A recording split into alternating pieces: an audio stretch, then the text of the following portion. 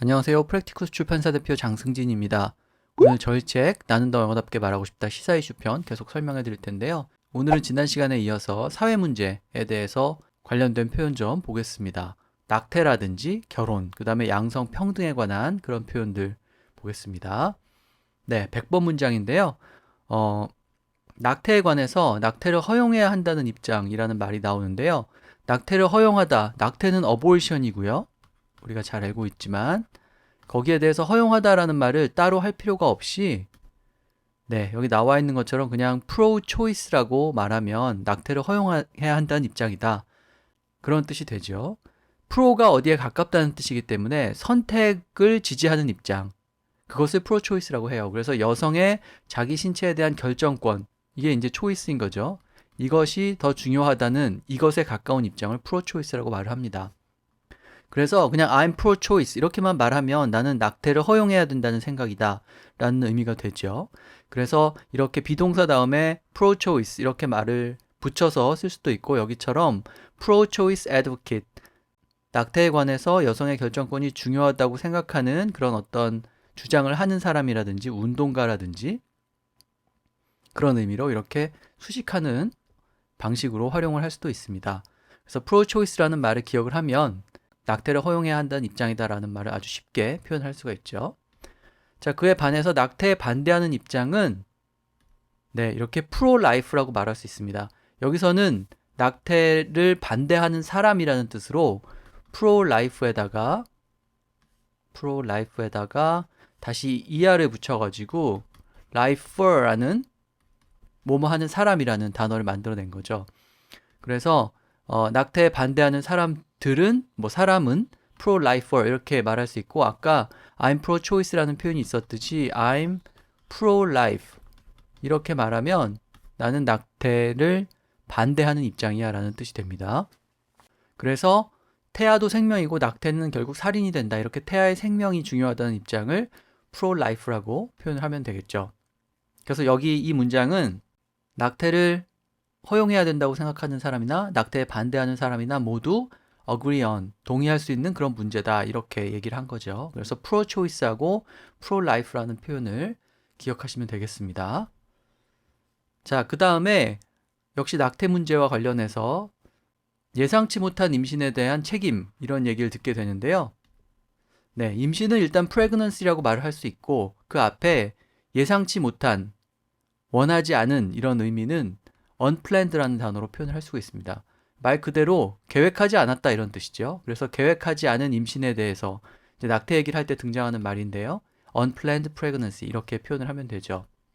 그래서 이 unplanned라는 말은 이 경우에 이렇게 unplanned pregnancy처럼 활용을 하기도 하지만 어떤 것이든 간에 미리 계획하지 않은 것은 또 그렇게 표현을 할 수가 있습니다. 그래서 여기서는 스테이트 프리즌이니까 주 감옥이겠죠. 거기를 미리 계획하지 않고 예정에 없이 방문을 했다. 이런 뜻이 되겠죠. 그래서 예정에 없는 방문이라는 뜻이 되겠습니다. unplanned라는 단어를 기억하시면 되고요. 그 다음에 이제 동거 문제에 관해서 한국 사람들에 관해서 얘기할 때 깊이 자리하고 있는 유교 사상 때문에 보수적이다 뭐 이런 얘기 하는데 일단 유교 사상, 유교에 관한 어떤 믿음 이런 것은 Confucian beliefs라고 얘기하면 되고요. 깊이 자리하고 있다는 말은 underlying이라는 단어를 쓸 수가 있습니다. lie가 놓여 있다라는 뜻이고요. under는 미치기 때문에 예를 들면 뭔가의 밑에 이렇게 놓여 있는 것이 underlying 하는 거죠. 그래서 우리의 사고방식의 밑에 이렇게 놓여 있는, 밑에 존재하는 것을 underlying belief라고 말할 수 있습니다. 그래서 밑에 놓여 있으면서 기본이 되거나 그런 어떤 것을 underlying이라고 말할 수도 있고요. 밑에 놓여 있으면은 숨어 있거나 잠재적인 거, 그러나 역시 중요한 것을 의미하기 때문에 여기 나와 있는 것처럼 underlying theme 이런 식으로 쓸 수도 있어요. 그러니까 겉으로 대놓고 드러내진 않았지만 숨어 있는, 숨겨서 표현하고자 했던 그 영화의 theme, 주제는, 모티브는 무엇이다 이런 식으로 얘기한 거죠. 그래서 여기서는 이제 사랑과 증오가 동전의 양면 같은 거다라는 것이 그 영화의 잠재적인 숨어있는 주제다 이렇게 얘기를 한 겁니다. 그래서 겉으로 드러나지는 않지만 기본이 되고 중요하고 그런 것을 underlying 하다 이렇게 얘기하면 되겠습니다. 자, 그 다음에 결혼 생활에 관해서 할 수 있는 얘기인데요. 서로에 대한 신뢰, 이렇게 얘기를 하는데, 우리가 trust라는 단어를 신뢰라는 뜻으로 기억을 하고요. 또 여기서 생각해낼 수도 있지만, 이렇게 commitment라는 단어도 잘 등장을 하죠. 이 commitment는 동사 commit에서 나온 건데요. 예를 들어서 commit a crime, 범죄를 저지르다, 이런 식으로, 이런 의미로 우리가 잘 기억을 하지만, 이 commit이라는 단어는 예를 들면 헌신이라든지 뭐 성실이라든지 뭐 아니면은 여기 나와 있는 것처럼 신뢰라든지 이런 것을 표현할 때 잘 등장하는 단어고, 우리말로 그렇게 속 시원하게 옮겨지지 않는 그런 단어 중에 하나죠. 그래서 커미트먼트라고 하면은 서로에 대해서, 그러니까 배우자에 대해서 깊이 마음을 두고 있고 신뢰하고 그러는 상황을 얘기하게 됩니다.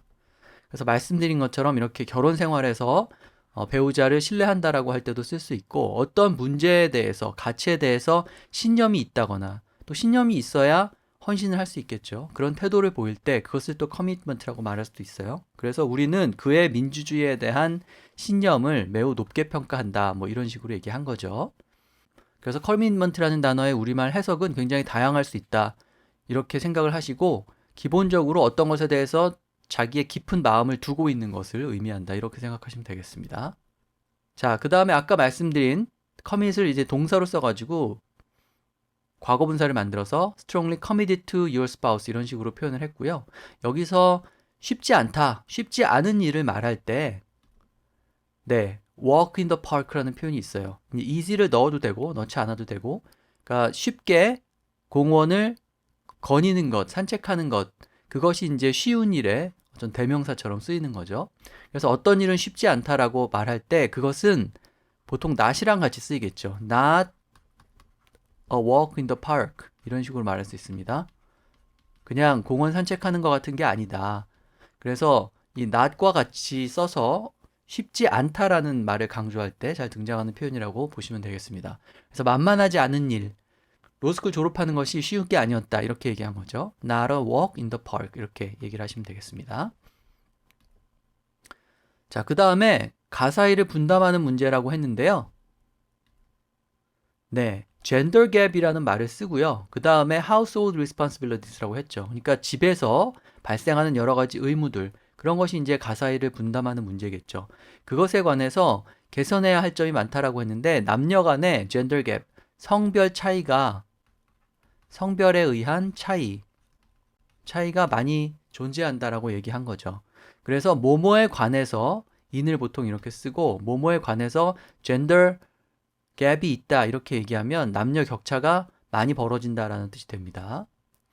그래서 남녀 간 격차를 말할 때 gender gap이라는 표현이 아주 유용한데, 이제 어디에서 벌어지는지는 말씀드린 것처럼 그 뒤에 이렇게 표현을 하면 되죠. 그래서 여기서는 그 국가는 대학 교육을 받는 어떤 비율이, 남녀 간의 비율이 격차가 크다, 그래서 그 격차를 메우는, close the gap 하는, 그렇게 하려면 have a long way to go.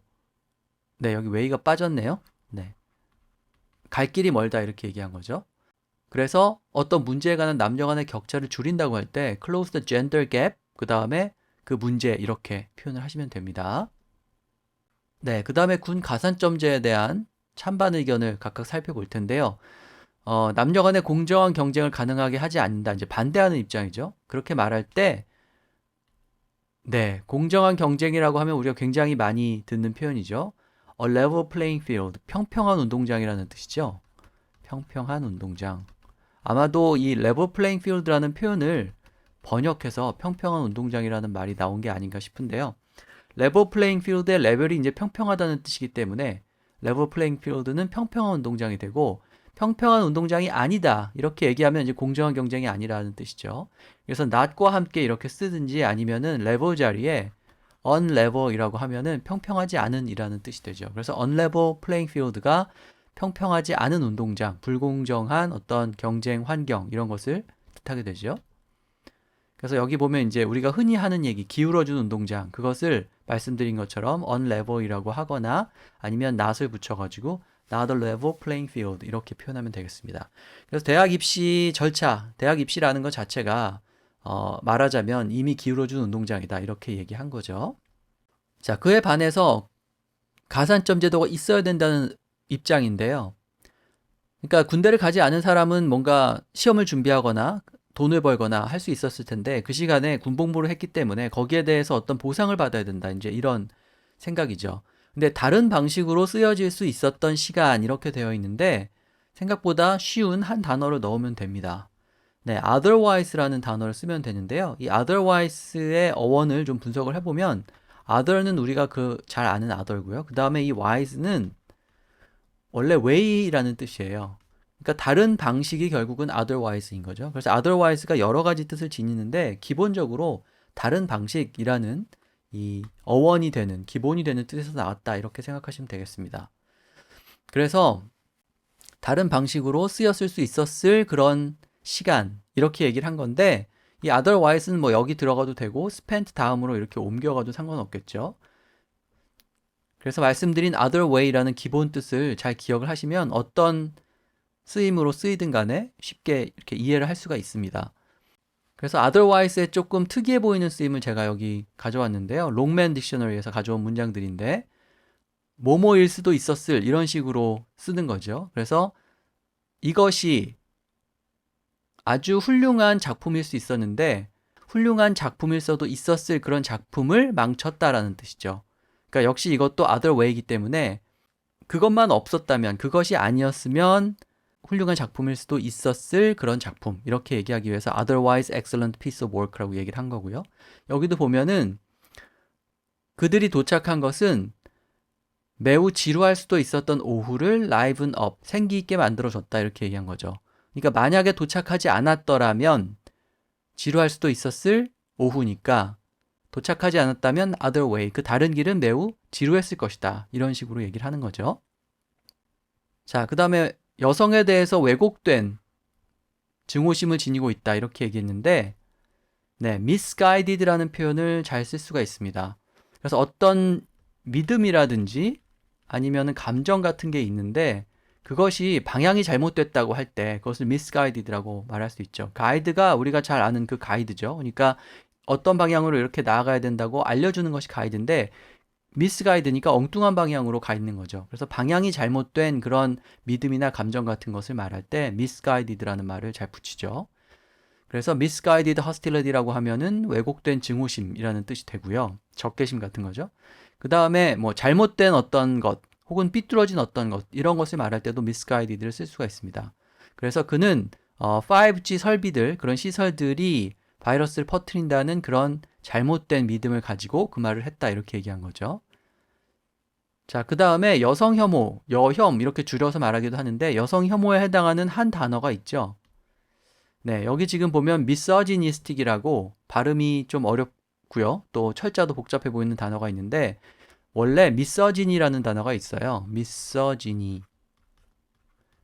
이게 여성 혐오를 뜻합니다. 여성 혐오를 뜻하고요. 미소지니의 형용사형이 misogynistic이에요.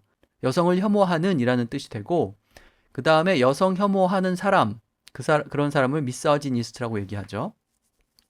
그래서 여성을 혐오한다든지 여성을 증오한다든지 이제 이런 태도를 보일 때 misogyny라는 그런 명사를 쓸 수도 있고 misogynistic 혹은 misogynist 이런 단어를 쓸 수도 있습니다. 여기 보면은 이제 히치콕 감독이 여성을 혐오하는 사람이었다, misogynist였다 이렇게 얘기하죠. 뭐 많이 우리가 들을 수 있는 그런 얘기인데 그랬거나 아니면 최소한 그러고자 하는 어떤 충동 같은 게 자기 영화에서 여성을 그렇게 mistreat, 잘못된 방식으로 대하고자 하는 그런 충동 같은 게 있었던 걸로 보인다 이렇게 얘기한 거죠. 그래서 길고 복잡한 단어이긴 합니다만 여성 혐오를 말할 때 거의 1대1로 대응시킬 수가 있기 때문에 misogyny, 그 다음에 misogynistic 이런 단어를 봐두시면 될 것 같습니다. 네, 그 다음에 범죄의 희생자와 자신을 동일시한다. 이렇게 얘기했는데요. 네, identify with라는 단어, 표현이 있죠. 일단 identity라는 정체성이라는 단어가 우리한테 아주 익숙하잖아요. 근데 이제 뭐와 동일시한다고 할 때 여기서 나온 그 동사 identify를 쓰고 그 다음에 with를 넣어서 표현을 할 수가 있어요. identify는 어떤 것의 아이덴티티를 찾아낸다라는 뜻도 지니지만 identify with라고 하면은 어떤 것과 자신을 동일시한다는 뜻이 돼요. 그래서 여기처럼 보통 어떤 희생자라든지 피해자와 자신을 동일시한다. 그러니까 그들의 어떤 입장을 이해하고 동정할 때 그것을 identify with라고 할 수 있고요. 우리말로 동질감을 느끼다라는 말을 identify with로 이렇게 표현을 할 수가 있습니다. 그래서 이 문장은 보면은 그 캐릭터들 중에서 누구와 가장 동질감을 느꼈냐 이렇게 물어본 거죠. 누구와 가장 당신을 동일시할 수 있었냐 이런 뜻이죠. 그래서 identify with 다음에 어떤 사람이 나오면 그 사람과 나를 동일시한다, 동질감을 느끼다 라는 뜻이니까 꼭 기억하고 한번 활용을 해보시기 바랍니다. 자, 그 다음에 여성들이 전업으로 일하면서 자기 실현을 한다 이런 얘기를 했는데요. 자기 실현이라고 할 때 우리가 잘 아는 어떤 것을 실천한다든지 이행한다라는 뜻을 지닌 fulfill를 써서 그 다음에 이제 제규대명사를 붙이는 거죠. 그래서 fulfill oneself라고 하면은 자기 실현을 한다라는 뜻이 됩니다.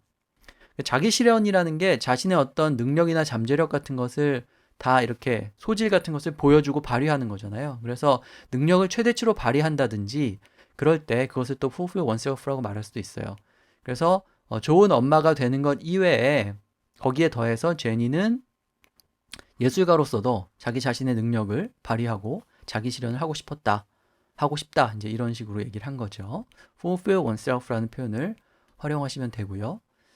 그 다음에 일과 육아를 병행한다라는 말이 나오는데 제가 뭐 다른 방송에서도 여러 번 설명을 드렸는데 work하고 family를 쓰면 이것이 이제 일과 육아가 되고요. 그러니까 family라고만 얘기하는 거죠. 그냥 가족이라고만. 그 다음에 그것을 균형을 맞추고 병행한다라고 할 때는 동사 balance를 쓰면 됩니다. balance work and family 하고자 하는 여성들한테 큰 혜택을 주는 정책이야 이렇게 얘기했고 그 다음에 일과 육아는 결국은 가정적으로나 사회적으로나 뭐 어떠하다 이런 의미도 되니까 우리가 사회적으로나 가정적으로나 어떠하다라고 말할 때 그때도 이렇게 work and family라는 말을 쓸 수 있고 그 다음에 밸런스 자리에 잘 등장하는 동사가 또 저글도 있죠. 저글링인데요. 공을 여러 개를 떨어뜨리지 않고 잘 다루는 것을 저글링이라고 하잖아요.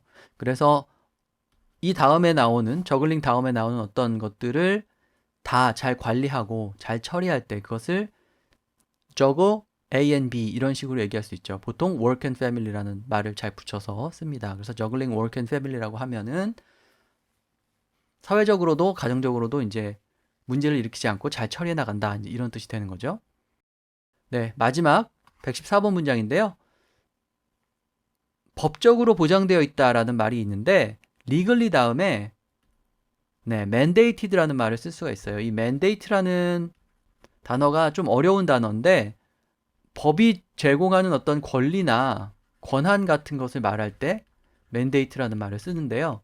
legally mandated라고 하면은 법적으로 그런 권리가 보장되어 있다라는 뜻이에요. 그래서 육아휴직이 법적으로 보장되어 있다라고 할 때 보장이라는 말을 우리가 guarantee 같은 걸 생각할 수 있지만 legally mandated 이렇게 얘기할 수 있습니다.